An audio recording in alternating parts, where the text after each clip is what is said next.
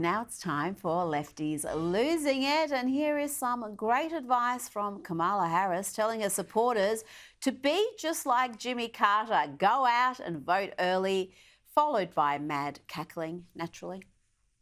So look, if Jimmy Carter can vote early, you can too. Jimmy Carter voted early. We did have the Washington Post claiming he's very excited about Kamala. Let's check in on Jimmy Carter. This is the former president on his 100th birthday, just a few weeks ago, hopefully enjoying a military flyover.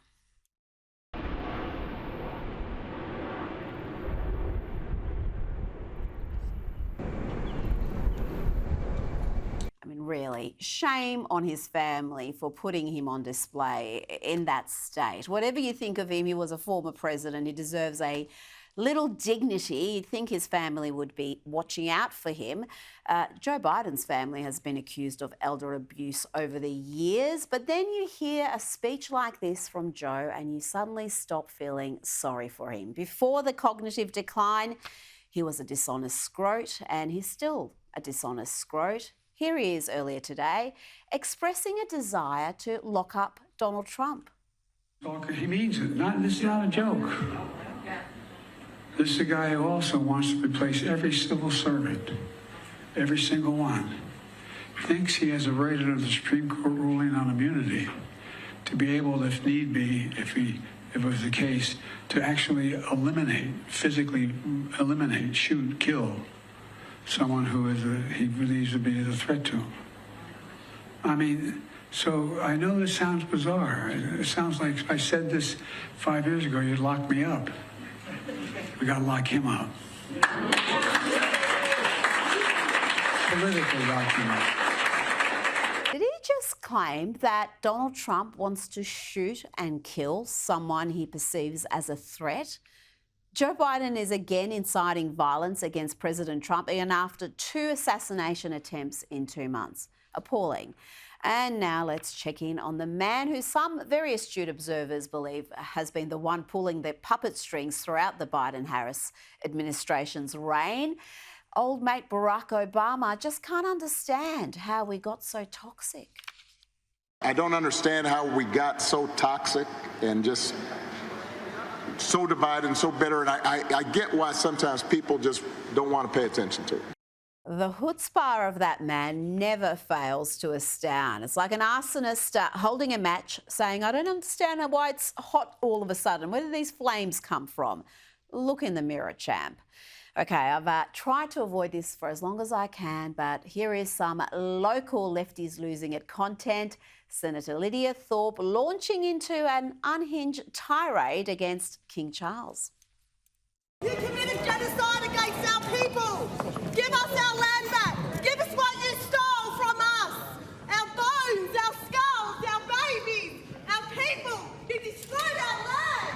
Give us a treaty. We want a treaty in this country. You are a genocidalist. This is not your land. This is not your land. You are not my kids. You are not our kids. Now, this Lefties Losing It segment gets millions of views every week around the world. We have a massive audience overseas, and they'll be shocked to learn that Lydia Thorpe, yes, the screaming banshee you just saw, is a senator in the Australian Parliament. I will not stand for racism in Senator my workplace. Thorpe, you are not helping the situation. And the Prime Minister knows exactly what he's doing. He wants the fascists to come out and get me. So where is my support? Off you. Finally, here is Senator Lydia Thorpe doing some of her best work outside a strip club in Melbourne. This was just last year. You know what I say? You know what I say to you? Shut up. You know what I say to you? And you? You're a racist penis. Tom. A black man that stands with a white little like that, you can all get too. How the did someone get in Parliament like you? We've been oppressed all our life in this country, and you let this little dog speak, and you are marked. She seems like a good time. But sadly, Senator Lydia Thorpe received a lifetime ban from that particular establishment. Maxine's Gentlemen's Club in Brunswick will no longer allow her entry. Sad. Okay, let's go back to laughing at lefties losing it overseas. Here is a racist lefty in America. You know how she's voting. What's more dangerous, straight white conservative men or axe murderers? A straight white conservative man. Why is he more dangerous? Because they're capable of doing anything. They're crazy. What makes them crazy? They're white. You don't think that's racist at all? No. And here is another woman backing Kamala because she thinks Donald Trump will take her birth control away. If you were to vote for anybody in 2024, who is it going to be? Kamala Harris. Why is that? Because I like having rights. Having rights? I'm gay, and I enjoy being able to marry who I want, be open about that at work. I'm also a woman. I take birth control. I like being able to do that. Just exactly what rights did gay women lose under Donald Trump's administration? And why would he want her to stop taking birth control? She's a lesbian. Why is she taking birth control? The whole thing is confusing me. Now, this lady has really isolated the most important thing in this campaign. You better listen to her, you pack of sexist pigs. Regardless of who you're voting for, stop referring to our presidential candidate as just Kamala. It's Kamala Harris. We do not talk about the other person running and say Donald, right? We don't just say Donald. Maybe we should. Maybe we should start calling him Donnie. But up until this point, people have only felt comfortable referring to women in power by just their first names because they do not respect women in power. They did the same exact thing to Clinton. So if you have an ounce of feminism in your body, at the very least, say Kamala Harris. Oh dear, doesn't it just fill you with warmth and confidence knowing that folks like that vote? Here is a couple wanting to send conservatives to re-education camp. Just feel the tolerance and empathy here. We're trying to send conservatives to re-education camps to be more accepting. Yeah. You want to sign that? Oh, hell yeah. All right. So you would support taking their rights away and sending them to the camps forcefully? 100%. Yeah, because they're trying to do that to us, so like... Would you be in support of banning conservatives from voting?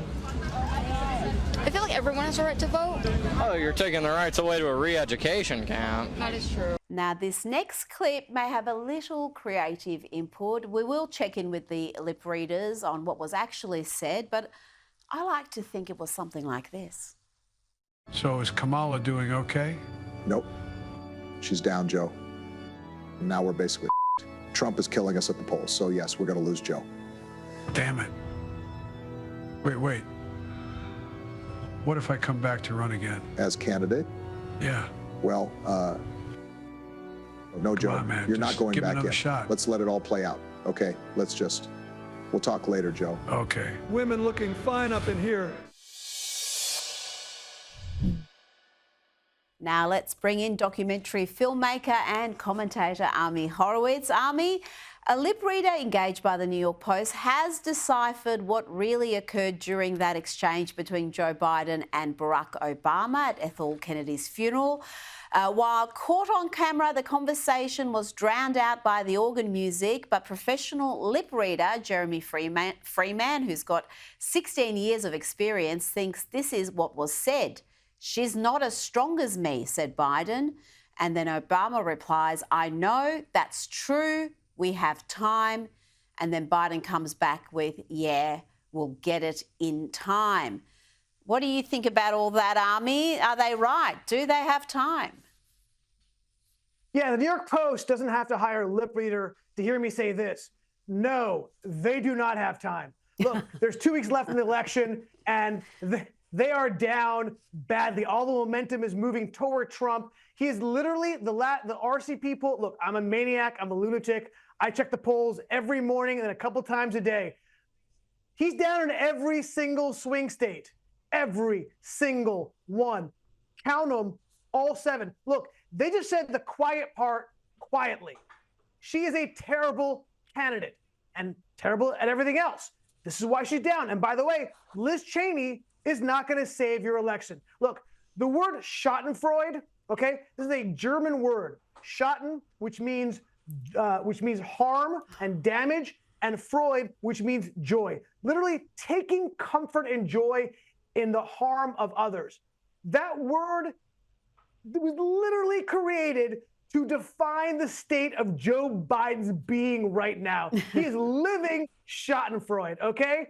I mean, look, Brutus and Cassius have nothing on how Kamala and the Democratic Party did Uncle Joe dirty, right? He is going to reach out from beyond the grave with the ultimate I told you so and a middle finger to the entire Democratic Party. You screwed me over, and look what happened. This is what's going down. Look, they even have, there obviously is damage control going on now, and a member of the Obama administration responding to the New York Post said, that doesn't sound like Joe Biden. Really? It doesn't? Oh yeah, it does. The pettiness is awesome. I love it.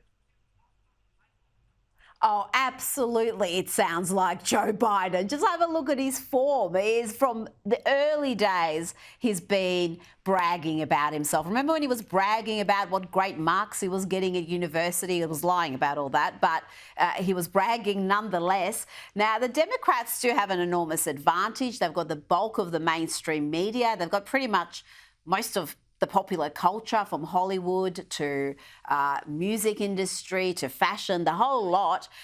The polls are tight despite the Democrats having all that and also outspending the Trump campaign.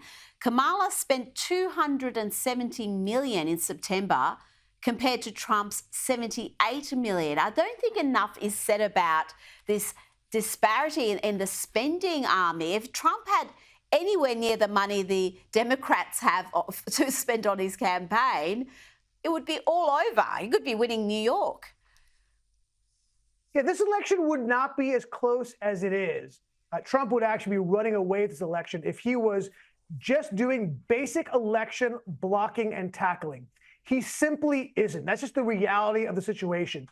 Look, Kamala Harris is running a very traditional ground campaign, okay? Right? They have 4 times the amount of staffers than Trump does, okay? That's a massive number and a massive advantage. Wow. Trump is running a cult of personality campaign. Now, he thinks he's winning because of that. That's not actually true.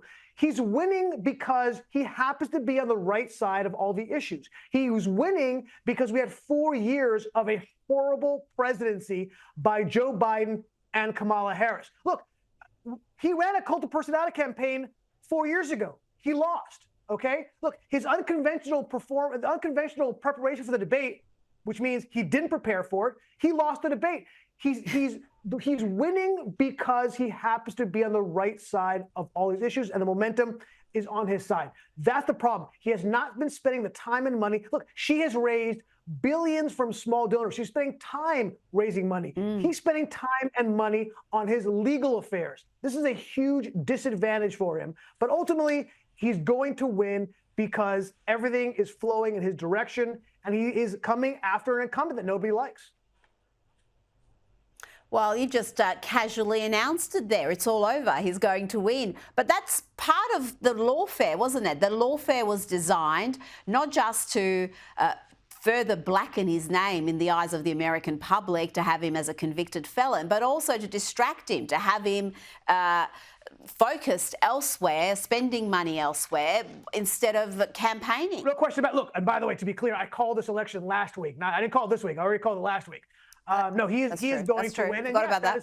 That is actually part of their strategy. No question about it. And to a certain extent, it's working. It is, absolutely.